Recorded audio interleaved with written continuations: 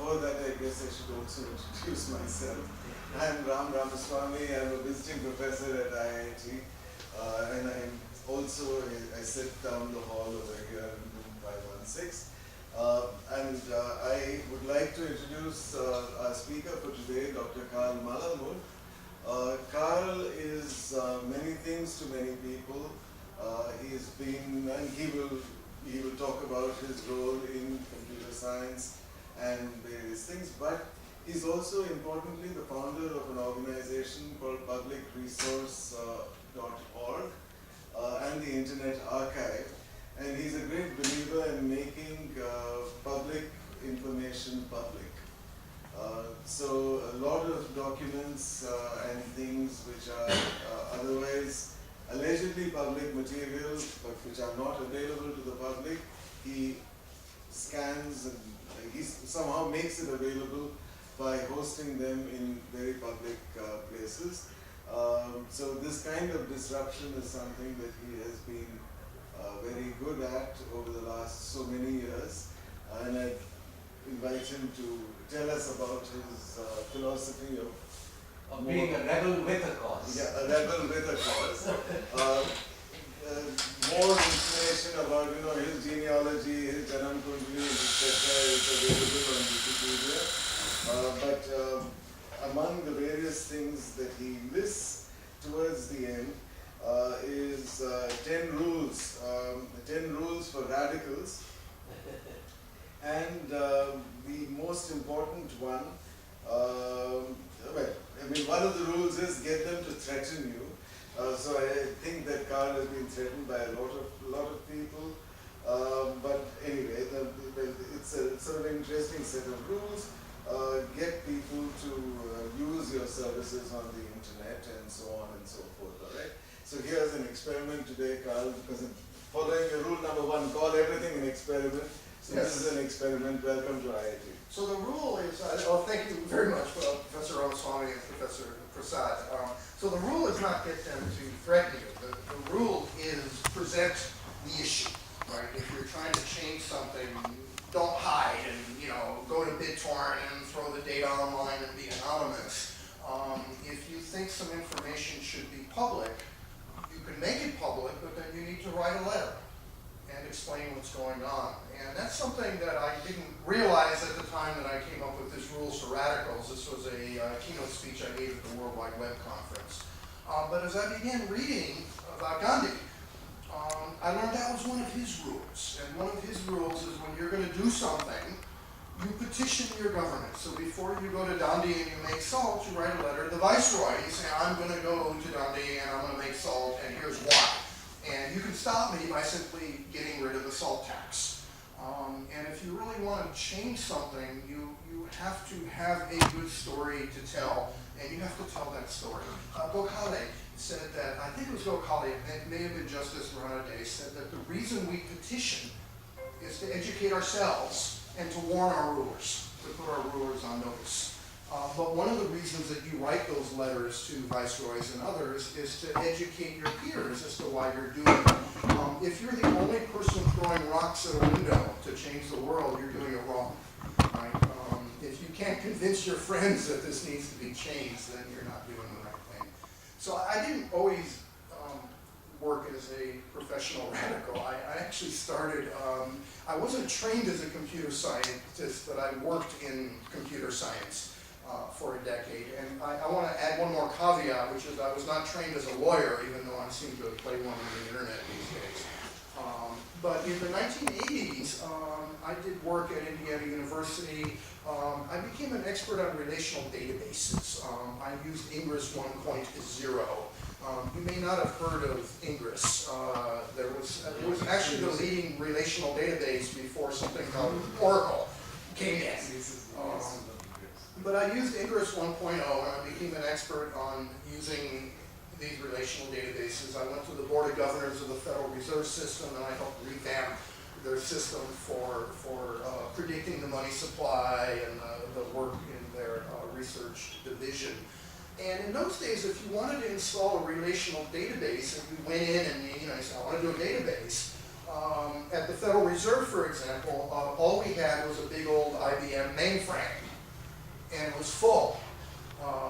And so I wanted to bring in some workstations, which meant that I had to bring in, a network, because you needed to network those together.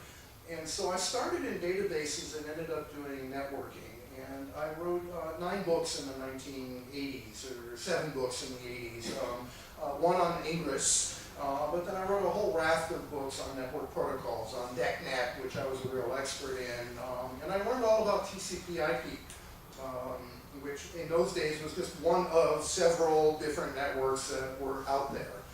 And by the late 80s, I decided that this whole TCP/IP thing was going to take off. And I basically shifted my focus 100% to the internet. I ended up starting a radio station on the internet in 1993, which was considered a little bit radical. What you now know of as podcasting, I was credited with inventing, although I don't consider it an invention. Somebody ended up getting a patent on it a few years later. We were able to beat it back. And we thought it was a clever hack. And it wasn't even called podcasting. That term actually came several years later. But the idea of recording an audio file and making it available on the net and then notifying people. And then a lot of the early live streaming of video and audio. I got a studio in the National Press Building in Washington. We put a satellite up on the roof, so we were able to take things from National Public Radio and gateway them to the internet. I actually got congressional press credentials in 1993. I was the first new media reporter, and that allowed us to run audio lines into the basement of the Capitol and do live streaming of the House and the Senate onto the internet. Now, in '93, when you were doing audio or even video, which was like 4 frames a second, the etiquette said you had to send a note to the IETF list, the Internet Engineering Task Force list, and say, I'm going to be doing audio next Tuesday. You had to basically reserve the internet. And somebody else would say, oh, I was going to do audio next Tuesday. And if you were doing video, then that was like a really big deal. We did that for IETF meetings. We would do like 4 frames per second video to allow remote participants. And so when I put the US Congress online, I got flamed on the IETF list by all sorts of people saying, look, if you're putting the US Congress online, pretty soon every parliament in the world is going to want to be on the internet. And that's going to take up all our bandwidth. And Vince Cerf piped up and said, well, listen, I don't think it's that bad an idea to put the US Congress on the internet. And so we were able to do that. So that was kind of my profession, was doing this internet radio station. I did a lot of work in the IETF. I didn't make any real substantial contributions, but I did a lot of work on the governance mechanism for internet standards, for how do you, who runs the internet, right? Who is able to make a standard, who appoints the members of the board.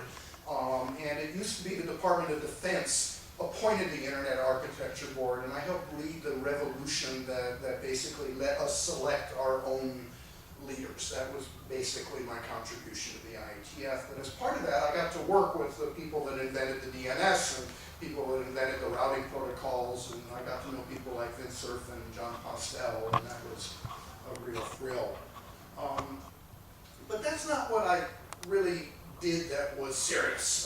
What I was doing that was serious, when I was running a radio station, we were called before Congress to do a demo about the internet. And it wasn't just me, it was Sun Microsystems, and Sun Microsystems in 1993 were people like Eric Schmidt, was their CTO. Bill Joy was still working very heavily in there. Bill Joy did a lot of the core networking things. You folks all use Unix. You know what ifconfig is? He wrote ifconfig. I had dinner with him one day and I talked about I was having problems writing something and ifconfig was failing, and he turns to me and he goes, oh, I wrote that. He wrote VI as well, the editor, which maybe some of you use. And so we were hauled before Congress to do a demo of the internet. And my job was to show audio and video, and they showed all sorts of other things.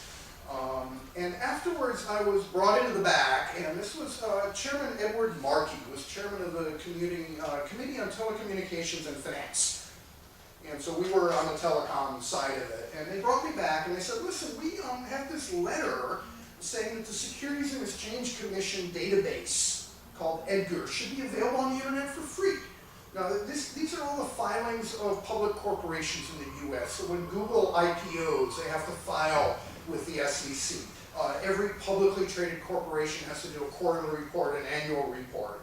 And in those days, the reports were being sold for $20 or $30 each. So if you were a business student and wanted to decide whether or not you were going to work for IBM, you had to spend $30 to buy this annual report.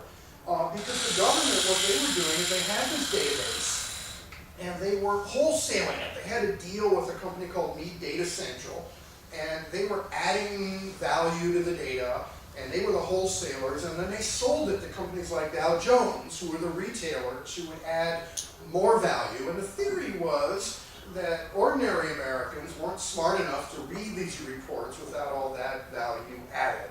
And the theory was that the only people who cared about this data were Wall Street fat cats. And they had plenty of money, and so why should we subsidize their use? And I disagreed with that strongly, because I thought that data was actually quite important, and I had been in a business school before, and I knew what these reports were, and I knew I could read them, and I figured others could.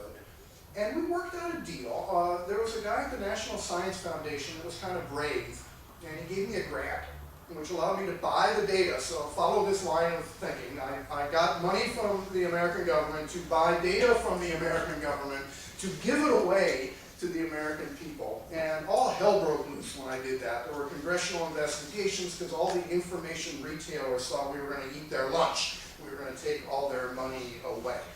And I ran it for 2 years. I put a sign on the internet, by that time the web was happening, that said this service will terminate in 60 days. Because I was running it, I was having millions of users, but I didn't want to be in the EDGAR business. It wasn't my job, it was the government's job. And so I put a sign up saying this service will terminate in 60 days. Click here to send mail to Newt Gingrich, who was Speaker of the House, and he had email. This is 95. Click here to send mail to Al Gore, and he had email. Click here to send mail to the chairman of the SEC, and he didn't have email, so we set up an email address for him. And we got 17,000 letters to the chairman of the SEC, and we printed those out, and we walked them down to the SEC. And we crashed. They had a vendor meeting, and we went in there, and we caused a scene. And at the end of the day, the SEC said, okay, this is our job, because once we got it up to the chairman of the SEC, so the IT guys, information technology people, hated what I was doing. Oh, you're going to introduce viruses into the SEC reports. Now, how do you add a virus into an ASCII file? I don't know, but they were adamantly opposed. But when we got to the chairman, he understood that the role of these reports were not to be $20 products. The role of these reports was to make our markets efficient and transparent. Right? These were not commodities. This was core infrastructure for our financial system. And the chairman asked me some questions, like how much does it cost to run this, and how difficult is it? And that evening he called the Wall Street Journal up and said, we will have this service up and running. So I got a call the next morning from the chairman of the chairman's chief of staff saying, well, as you may know, the chairman called the Wall Street Journal, but there's no way we can do this in 60 days. Can you please extend your deadline? Because I said we were, the service was going to be gone. I said, no, we won't do that, because I knew that once you started extending deadlines, it would take forever. But I told them there was something we could do. And so we loaned them a bunch of computers that Eric Schmidt had given us. And we drove them down to the SEC, and we configured their Cisco router and their T1 line, which was broken. They had a Cisco router, but they didn't know how to use it. And we got them up and running within the deadline. And then a miracle happened, because the IT staff were able to go to their boss and say, well, we've got these borrowed computers, and that certainly won't do, but we need to buy some more. And they were buying 16 processor Sun boxes, right, which were big computers. And they found themselves running the biggest web service in the entire federal government. And they were going to conferences and boasting about this wonderful service, and they became huge fans of it. So I was able to take what was an attack on the SEC and turn it into something in which they were very happy with the service. We donated all our source code to them. They actually ran it for 10 years. They finally have reinvented it and done it themselves. So that's what I was doing in the 90s. And in 2007, I started a new nonprofit. My internet radio station was a nonprofit. I spent a couple of years, starting in '98, I started a .com. Actually started at the same time as Google did. There were two people that walked into Andy Bechtelstein asking for seed funding. Google, Larry Page, and myself, and Andy was smart and he gave the money to Larry. Good bet. And so I did that for a couple of years, and then the year 2000 happened and all hell broke loose in Silicon Valley. And I finally decided I just wasn't going to do the .com thing anymore. There were .com CEOs are a dime a dozen. Being able to run an effective nonprofit that does real infrastructure on the internet, on the other hand, there weren't many people doing that. So I decided I would focus the rest of my life on that. So in 2007, I started my current nonprofit, Public Resource. And the idea was to put the law online. And we did. We put the U.S. Court of Appeals up on the internet for the first time, so you were able to read the court opinions. I went to the Speaker of the House, Speaker Boehner, right-wing Republican, and I'm a left-wing liberal. I had worked for John Podesta, for example, who was Bill Clinton's chief of staff. But Speaker Boehner asked me to help put the Congress online, congressional video online, and I was able to put 14,000 hours of congressional video online before the forces of stagnation cut me off and terminated the experiment. But we were able to get 9 years of congressional video up on the internet. And I'm actually hopeful that Speaker Pelosi will kind of move it to the next step. And that to me is the law as well, right? Because if you're passing a law in the US Congress, the congressional hearings are what leads to that law. And if you go to court and challenge the law, one of the questions you have is what is congressional intent? And so when you look at legal materials, you want the secondary as well as the primary materials. There was one piece of law, and I'm getting to India. So this is all the stuff I was doing in the US. There was one kind of law that I noticed that was not available at all, and that was technical things like building codes and electrical codes. And they have the force of law, right? If you're an electrician and you install a substandard electrical outlet that is not up to the code specs, you lose your license and you maybe go to jail, right? It's potentially a crime. But the laws, these technical laws in the United States are developed by nonprofit organizations like ASTM and the National Fire Protection Association. And they're developed as model codes with the intent of being the law, things like the National Electrical Code. And then they are incorporated by reference into law. So they have the full force of the law, but they're sold by a nonprofit organization for large sums of money, and they have a copyright assertion on that. So not only can you have to spend $1,000 to buy many of these codes, once you have it, you can't, for example, retype it into HTML and make it available to people who can't see, for example. You can't transform the law and inform your fellow citizens in a better way. And I think these laws are some of the most important laws we have on the books. Most people aren't worried about sedition or income tax fraud. Everybody who's got a house is worried about electrical safety. Anyone who runs a school is worried about proper egress in case of fire, right? If you're in a hospital, you worry about personal protective equipment for your people. So these technical laws are some of the most important ones we have on the books, but they weren't available at all anyplace. And I looked at the US law very carefully, and in the US the law has no copyright, just like in India, because the law is owned by the people, right? The civil servants work for us, and they pass the laws on our behalf, and we give them a salary, but they don't own the laws, we own the laws. And based on a couple court decisions in the US, I went out and I bought the California Building Code for $1,000, and I scanned it and I posted it, and I waited a little while and nothing happened, and so I bought all the electrical, plumbing, fire codes for the entire country, and I posted them. And then I started taking, and these are all incorporated by states. And then the federal government also incorporates laws about occupational safety or the transportation of hazardous materials. And I started buying the technical standards incorporated into law at the federal level. And in 2013, I got sued by 6 plaintiffs, 6 standards organizations. And we actually lost at the district court level. The judge just wasn't buying it. She said, no, these are copyright. You violated the copyright. And an injunction was put down. And we went to the U.S. Court of Appeals. And we said, listen, right of speech, right of expression, due process, equal protection. How can you have laws in which a private party can set the terms on which you can read them and can arbitrarily deny your right to speak those laws in a better way, to make them available, for example, on the internet. And we weren't just taking these laws and scanning them. We were retyping them in HTML.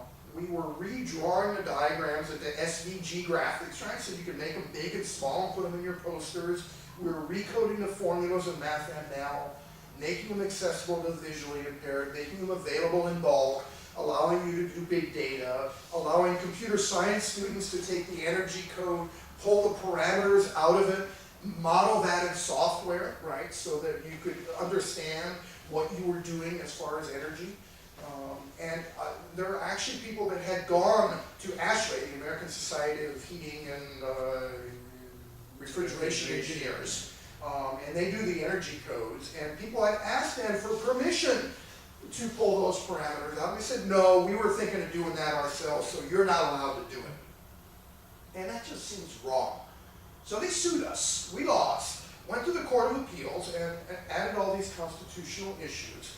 And so the Court of Appeals came back with a 3-0 decision in our favor.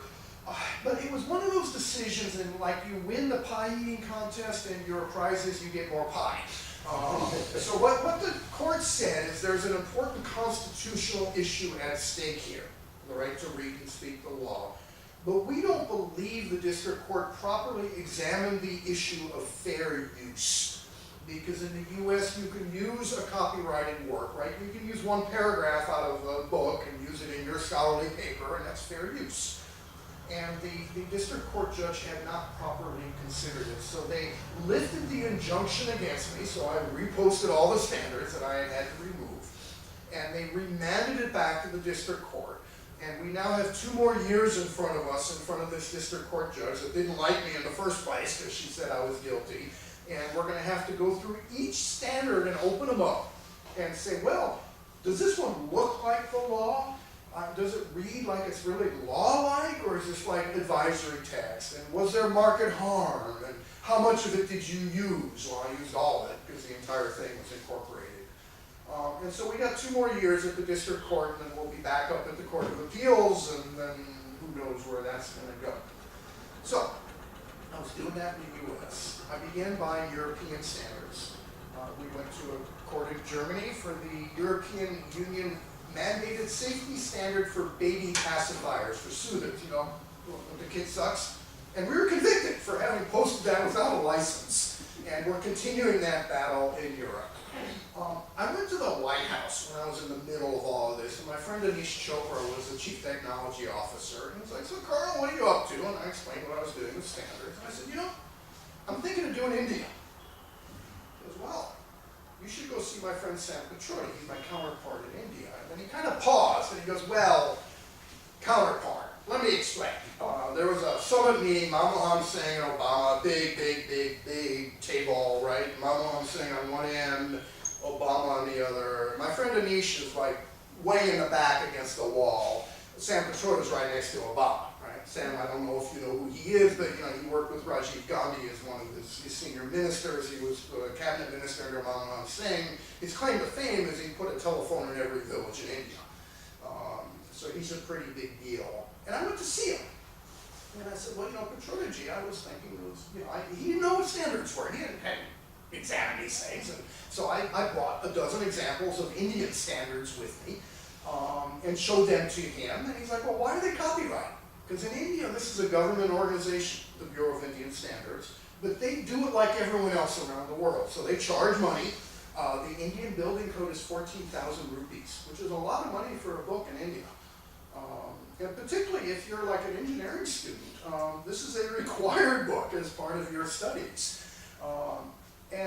You know, these are important standards. It's not just the building code. There are 19,000 Indian standards. And it's the safety of textile machines and the safety of irrigation in agricultural applications and the safety of toys and the safety of consumer goods. There are 150 products in India that you cannot sell unless you have a certification mark from the Bureau of Indian Standards. And so I looked at these and I showed them to Sam and I said, well, I'm thinking of putting these on the internet. He's like, oh, this is good, you should do it. I said, well, you know, Sam, the Bureau of Indian Standards is going to be very annoyed if I do this. He said, I don't care, this is important information. And I figured, member of the cabinet said, go ahead and do it, I'll do it. So I bought all 19,000 standards. We took about 900 of them and retyped them into HTML, including the 2005 building code. We posted them on the internet. It is wildly popular in places like IIT campuses, because it used to be you had to either go to the library and get the book, or they have them electronically, but it's on this brain-dead CD that runs proprietary software, and so you have to go stand in line at the computer in the library, and you might be able to print 1 or 2 pages, but you certainly couldn't bring the thing home and read it all, which is what a good student should be doing. And so widely popular with the students in India, widely popular with government workers, because they can't afford them either. There was a meeting of the Interministerial Task Force on Disaster Preparedness that a friend of mine told me about. These are all the folks worried about earthquakes and typhoons, and you know, these are all additional secretaries and principal secretaries, so you know, senior babus. And they had a big old meeting, and somebody stood up and said, you know, we should all have a copy of the Building Code of India, because that's the governing document. And the Bureau stood up and said, well, you know, that would be fine, but that'll be 14,000 rupees for each of you, and you'll have to sign a license agreement. Which is nuts, just absolutely nuts. Now, in the US, the theory was that these are private works developed by a private body. In India, it's a government organization, and it's a government organization, you know, follow this line of thought here.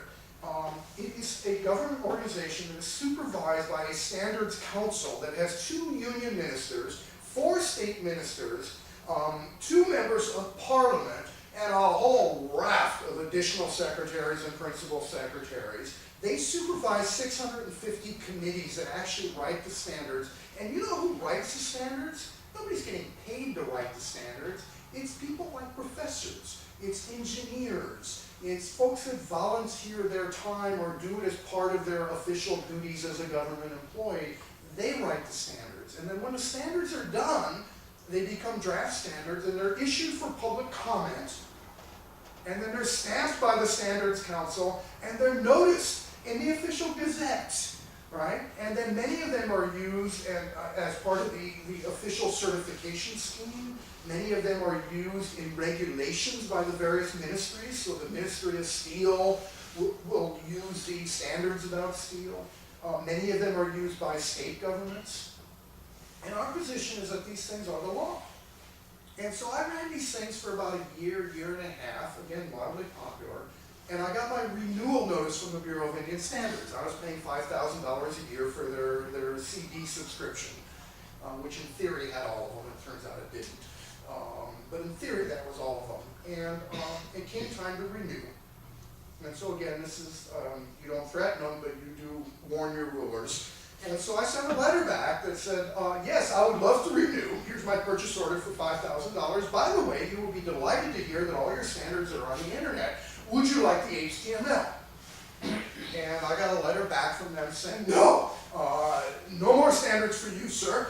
They cut me off, they refused to sell them, they threatened litigation, copyright violations. And so what one does in a case like that is you petition the ministry. And so we put a big, fancy petition together that had before and after shots about how we had transformed the standards. It had lists of all the regulations that use standards. It had affidavits from Sam Petroda, who was out of office, Vint Cerf, father of the internet, but also a number of distinguished professors of water engineering and transportation engineering and other disciplines from India, a number of students saying why it was important. And this went up to the ministry. The ministry turned us down, And so we instituted a public interest litigation suit. My lawyers, by the way, are all pro bono in the US and India. And so in India, it's the firm of Nishith Desai, which is a very prominent corporate firm out of Mumbai, and Salman Khurshid, who was the Minister of Law and Justice and also the Minister of External Affairs. He's our senior advocate. And we're in front of the High Court of Delhi, in New Delhi. And we have our oral argument on Monday, which is one of the reasons that I'm here in India. We've been doing this for about 2.5 years. The government kept failing to respond, and then we did an amended writ, and they failed to respond to that.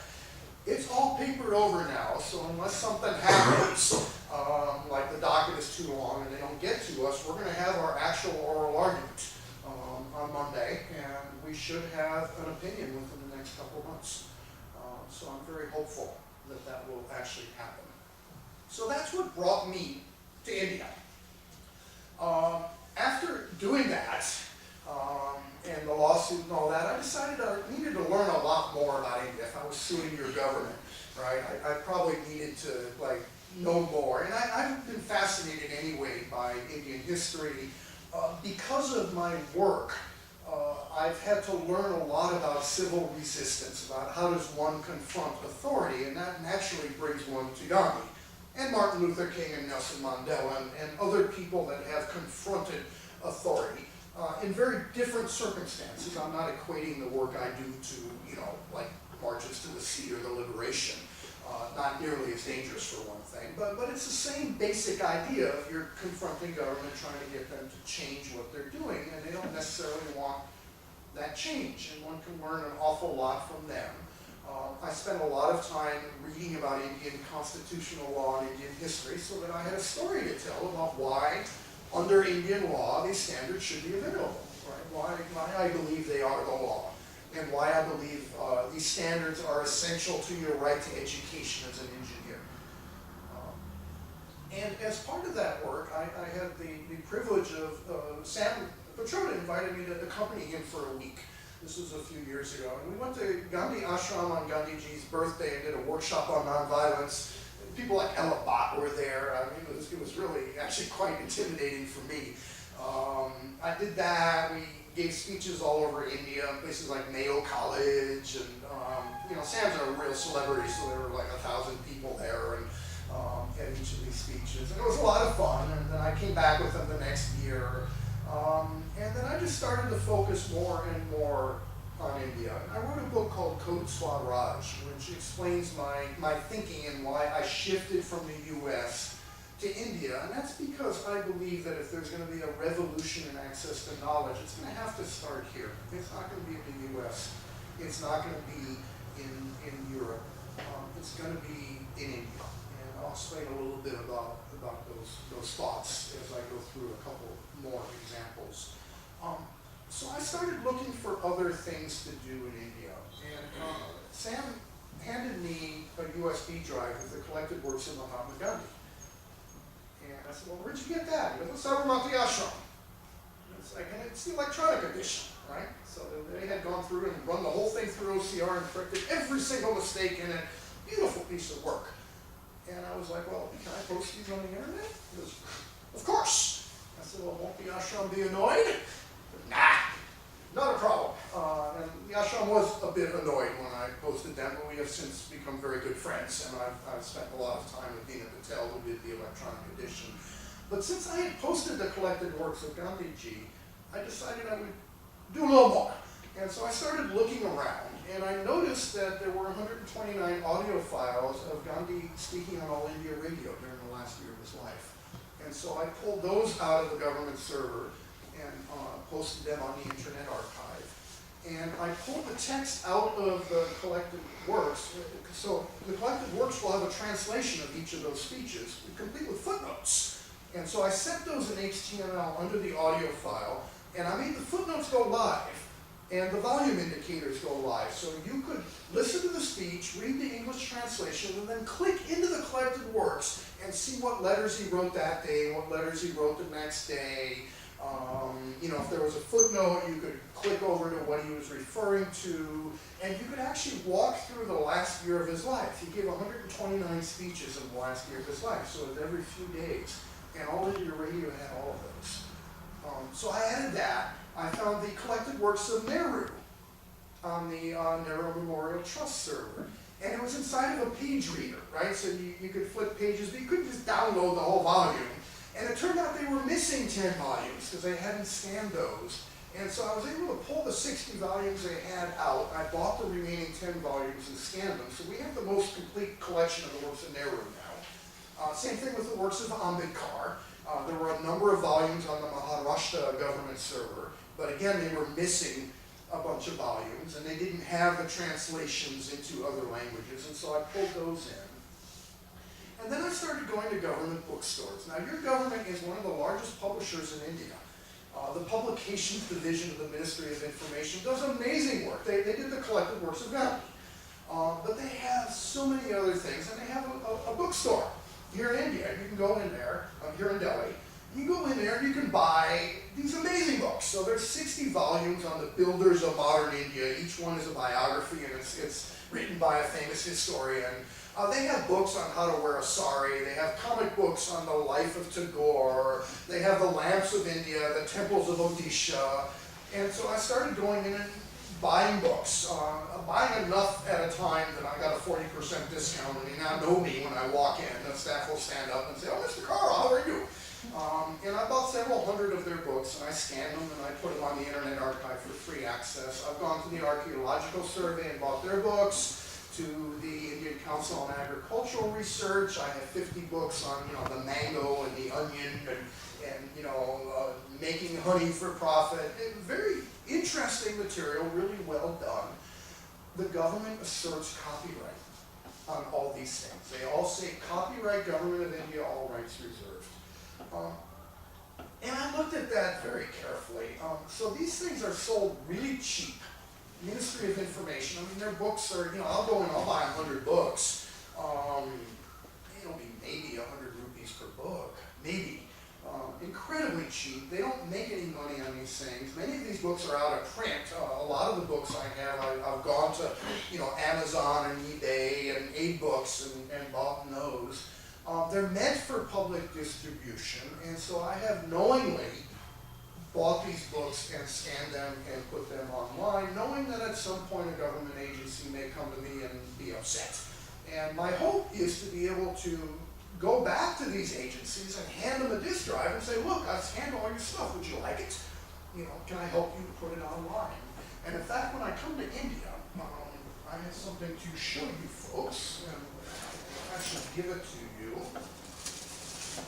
When I come to India, I made these little Gandhi drives. So this is a little Western Digital 2 terabyte drive, and I put the entire Hind Swaraj collection on it.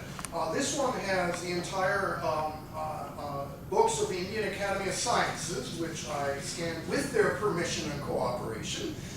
We have all the Indian standards on here. I found 12,000 photos on the Ministry of Information's photographic division. And I pulled those out and I put them up on Flickr. They're not the highest resolution in the world, but it's some amazing stuff. Pictures of Nehru in 47 and 48. Indira Gandhi as a young woman on a yak going up to Bhutan, and pictures of Gandhi, pictures of Republic Day celebrations over the years.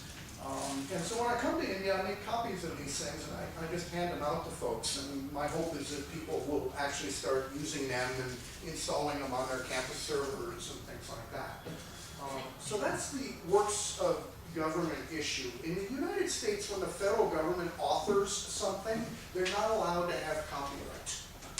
And so I am essentially trying to advance the argument that in India, works of government should not have copyright. And I'm trying to show by doing, right? So rather than simply say, you shouldn't have copyright, I'm putting this collection on the Internet Archive. And when you show a member of parliament this Hind Swaraj collection with, so it's not only the stuff from the government, we've got a lot of books by like Navi Javan Trust. So we have 500 books about Gandhi and by Gandhi. The Navi Javan Trust would be copyrighted, or is it? You know, yeah, but most of these books are out of print. They're not selling them anymore. They make their money off the autobiography and things of that sort. So again, I made a considered decision that this was fair game. And I may have to bear the consequences of that. I mean, I don't think they're going to haul me into court or file an FIR, but they might. They might. But again, I believe, particularly the works by Gandhi and the works by Nehru, I just have a hard time with the idea. Now, I understand that Nehru's autobiography, I have no problem with that having copyright and, you know, it's being sold by. No, I was just trying to highlight the difference between the publications division Yep. and the Navjeevan. They're different. They're different. I'm pushing the edge a little bit. I try to be careful. One of the things we do, so I am not the Internet Archive. That is run by Brewster Kahle. That's a separate nonprofit, but I'm one of their large users. They have many other large users. But whenever they get a takedown notice, they respond immediately, right? So anytime somebody sends in a note and says, "Oh my God, you got my book," it's like, "So sorry," and remove it. And we've had no takedowns on the Higgs Barrage collection. So there's a little story about the royalties from Gandhi's writings were, his daughter-in-law, that is Rajgopalachari's daughter, who was married to Devdas Gandhi, was the person who actually translated a lot of the work into Tamil and into English and so on. And the copyright devolved to her. And the royalties were, she figured that the older son, Rajmohan, is, he's a historian and scholar. The youngest son, Gopal Krishna Gandhi, was a civil servant and he's well taken care of.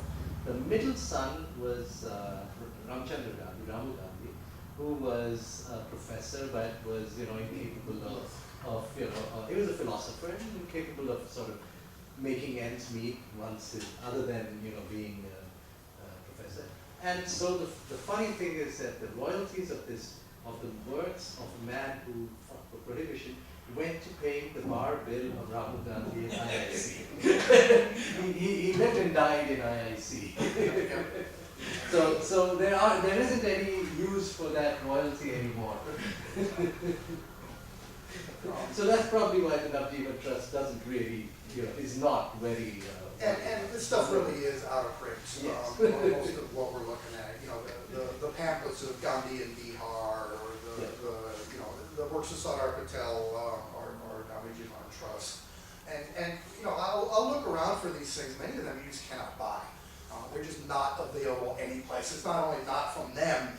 If you go on the used marketplace and look into bookstores, you just cannot find these things. You can find them in the footpaths of Mumbai and Delhi, Daryaganj on Sundays. Sometimes, and I spend a lot of time looking for them. And that's what I'm trying to do, is get these things up online. And I made a living as a writer for 10 years, and so I'm very sensitive to the idea that there are a number of works that must be in copyright. But there's other things that should not be in copyright, and I include in that works of government. And there's other things, and now here's something important. So copyright is not a binary thing, right? Copyright isn't yes or no. Copyright is a bundle of rights. So in India, for example, if you are a student in the course of instruction, you're able to copy something even if it's in copyright. That's the Delhi University case. It's a very famous one. If you are visually impaired, there's an international treaty that says you are allowed to hear any book, even if it's in copyright. There are concepts of fair use. There are things that are the law that have no copyright. And so it's important when you look at copyright. There's a lot of books that are in copyright but are known as orphan works, right? Nobody's publishing them anymore. We don't even know who the author is. You can't even buy copies except on, hunting in occasional used bookstores. And technically it's still in copyright, but it's important information that maybe should be available to people and would not be available otherwise. And so I think it's important when you look at copyright to look at it as a bundle of rights. And this brings me to my kind of final topic. I was going to talk about a public library of India, but I think that would go too long. Let me talk about a very important piece of data. The scholarly corpus, the journal articles that are scientific publishing, okay? And if you are, you may know about something called Sci-Hub, right? Sci-Hub is this pirate site in Russia. And India is the second largest user of Sci-Hub. Russia's the largest, China's the largest user, but you know, in the top 10 are the United States and the United Kingdom. And the reason is, schools cannot afford to make access to the scholarly corpus for their students. And even schools like Harvard are cutting back on access to journals. It's a huge issue. The world is moving towards open access publication. There's a huge push for journals to be available for people to read without exorbitant fees. Especially because scientific work has been publicly funded. That's right, it's been publicly funded. In many cases, articles that are behind paywalls don't even have copyright. In the US, works of the federal government, works done by a federal employee in the course of their official duties, have no copyright. I did an analysis and I found 1.2 million journal articles by US federal employees. Now, some of them might not have been in the course of their official duties. If you go home, right, and write an article in your spare time with your own resources, you can have copyright. But if you're in a National Institutes of Health laboratory and you're a doctor and you're writing up your research results, you're not allowed to have copyright. And out of those 1.2 million articles, I found the vast majority, almost all of them, not only have a copyright assertion, they don't have the legally mandated disclaimer, because under US copyright law, if you can publish a work that doesn't have copyright from the federal government in your journal, but you need to say, this article is not subject to copyright. That's section 403 of the US Copyright Act. Nobody does that. Almost nobody. And so it's very clear that there are a large number of articles in the scholarly corpus by federal employees that are not subject to copyright. But the only way to get them is through subscription services. And so we pulled out of those 1.2 million DOIs, we pulled 10,000 for manual examination. And I had students at the University of North Carolina, you know, pull them up, and we were looking for evidence of, was it in the course of your official duties? You know, does it say, I wish to thank my secretary and my staff for helping me write this article? Or does it say, I wrote this article when I was a student 5 years ago and I now work for the government? Right? Was there textual evidence? Was there a copyright disclaimer as required by law? But out of those 10,000 articles, a large number, even at the University of North Carolina, the students were unable to access it, right? Because their library subscription didn't have access to those journals.